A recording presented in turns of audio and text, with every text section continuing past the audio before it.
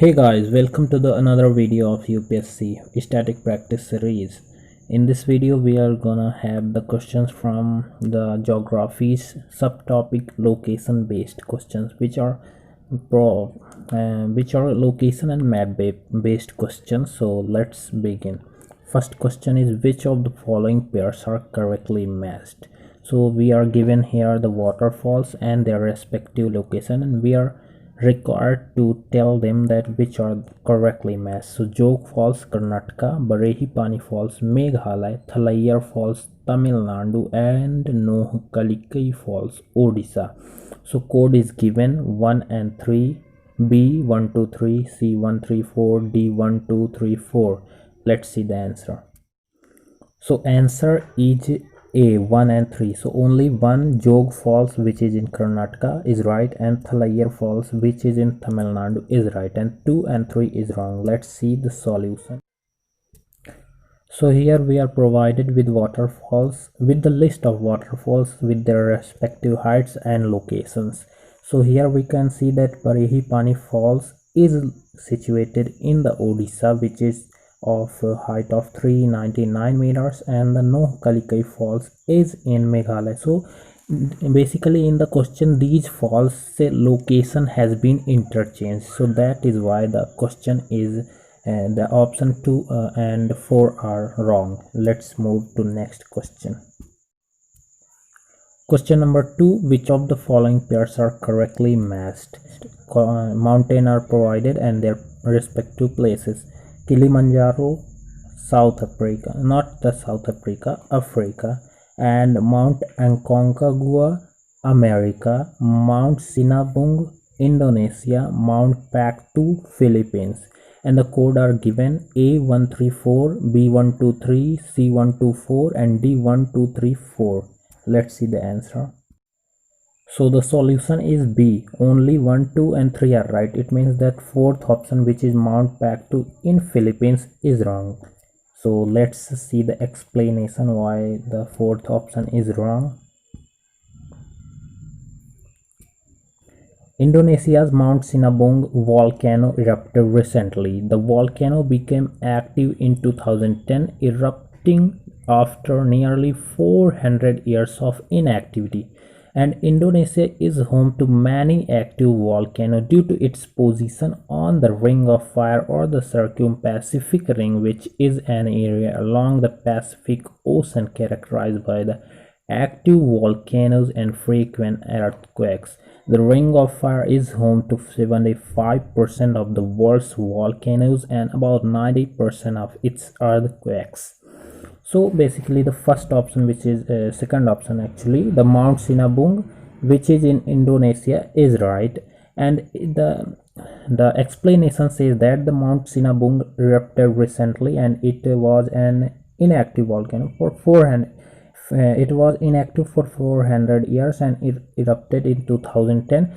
But in it also says that Indonesia has many active volcanoes. This is Indonesia. East has many active volcanoes because it lies at the Ring of Fire, which is the ring which circle the whole Pacific Ocean.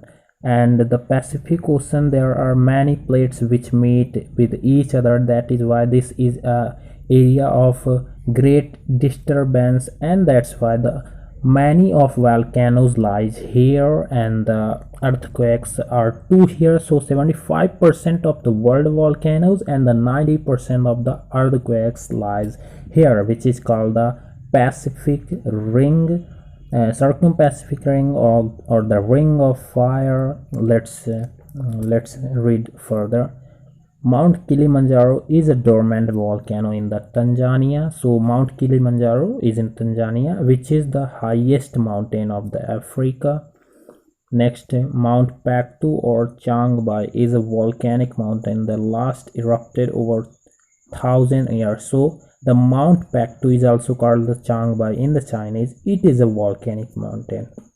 And in the option it was in the Philippines, but the right answer is it is situated at the border between the Democratic People's Republic of Korea and the China. It is the North Korea and China. So it is situated between the borders of, it is the Korean Peninsula, and here is the North Korea, there is the North Korea, and there is the border between China, here is the China. So here is situated the our that Mount Paktu. So option 4 is wrong, because in the option it has been seen in the Philippines, but the right answer is it is in the border between the North Korea and the China. Next, at the height of 9,000 feet is the highest peak in the Korean Peninsula. It is also a highest peak. So Mount Paktu is the highest peak of the Korean Peninsula. And Mount Aconcagua, it is the highest peak of the Andes mountain in the Argentina, South America. The mountain is one of the so-called 7 summits of the 7 continents. So Mount Aconcagua is in South America, it is right, it is in Argentina, and it is the highest peak of the Andes mountain. You know that Andes mountains are very famous. These are in the in the Argentina, South America. Next question number 3. In which of these regions you are most likely to find extreme variability in the weather patterns? Number 8, tropical rainforest, interior of large continents, coastal regions, temperate plains near large water bodies. And its answer is B, interior of large continents. Let's see the explanation. Due to absence of moderation effect of sea on the climate, extreme temperatures are found in the interior of large continents. This effect is called continentality, which implies being surrounded by only land, leading to a reduced moderation effect of the seas. So basically, when there is a assume that it is a continent. So when there is a continent, in between the continent, interior of the continent, it is surrounded by the whole land, so there is no moderation effect of the sea. Basically, what is the moderation effect? When there is a sea, the sea get heated up lately and radiate lately, but at the land get heated up early and radiates early. That is why there is a temperature variation more than the sea level, because sea takes time to radiate and get heated up, so there is not that much variation in the temperature. So that is why the land that is near the sea, or you can say in the coastal regions, have the moderation effect of the sea, and the land sea do not see that much extreme weather variation. This is called the moderation effect. But in between the interior of a continent, there is extreme weather variability, and this effect is called the continentality. Coastal region will see the land and sea breeze moderating climate. Just I said that coastal regions will see the land will see land and sea breeze moderating climate. Similar can be said for the plains that are near the water bodies. So now assume that this is a continent, and there we have a lake, big lake, huge lake. And when there is a lake, this water body will also exert a moderation effect in the nearby areas. So there we can see too that the moderation effect of the large water body. Now the tropical regions do not see much variation in the temperature and the precipitation. So this is the equator, and we have a Tropic of Cancer, Tropic of Capricorn. So the area between these two tropics is called the tropics, and tropical region do not see much variation. So we do not see much variation in the temperature in these regions, as well as the precipitation. So we can see the precipitation at the day, at the night same, at the summer, at the winter same, and the temperatures too we do not see much variation. Now move to next question number 4.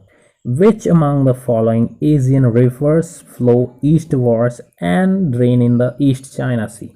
Which river flows to eastward and drain in the East China Sea? Yangtze, Mekong, Tumen, Irrawaddy. So all these rivers originate in the China. Let's see the solution. Solution is actually A. We are going to see the explanation. A, it means that it is the Yangtze. So we can see here that it is the Yangtze river which goes here to there, and it is the East China Sea. That is why our answer is the Yangtze river, which fed up in the East China Sea. And here we can see the Mekong river which goes here, and it forms the border between there is the Vietnam, not the Vietnam exactly, yes, that is the Vietnam, and the Burma, which here it forms the border between Vietnam and Burma, and it goes here. It is the South China Sea, and we can see you can see the Tumen river here, and you can see the Irrawaddy river here. So you can see that both all three rivers do not go there in the East China. Next question, question number 5. The standard time meridian of India passes through which of the following Asian countries? Number 1, China, Nepal, Sri Lanka, Bangladesh. And options are given: A12, B123, C124, D1 and 4. So the right answer is only 1 and 2, China and Nepal. It doesn't go through the Sri Lanka and the Bangladesh. Let's see the solution why I'm saying that. So here you can see the map of India, and you can also see the Indian Standard Time Meridian. You know, I assume that you know what is the Indian Standard Time Meridian. So you can see that it goes through the Nepal and it goes through the China, and obviously it will go through the India. Otherwise, why would it be India's in standard time meridian? But you can see that it doesn't go from the Sri Lanka and the Bangladesh, which is much farther from it, and but here you can see that it goes through the Uttar Pradesh, Madhya Pradesh, Chhattisgarh, Odisha and Andhra Pradesh, which can also be asked in the exam. So it goes from 5 states, which Uttar Pradesh, Madhya Pradesh, Chhattisgarh, Andhra Pradesh and the Odisha. So that is it for today's, guys, and we will come up with the next 5 questions. Till then, enjoy and be happy, and keep reading and keep sharing, keep supporting. Thank you very much.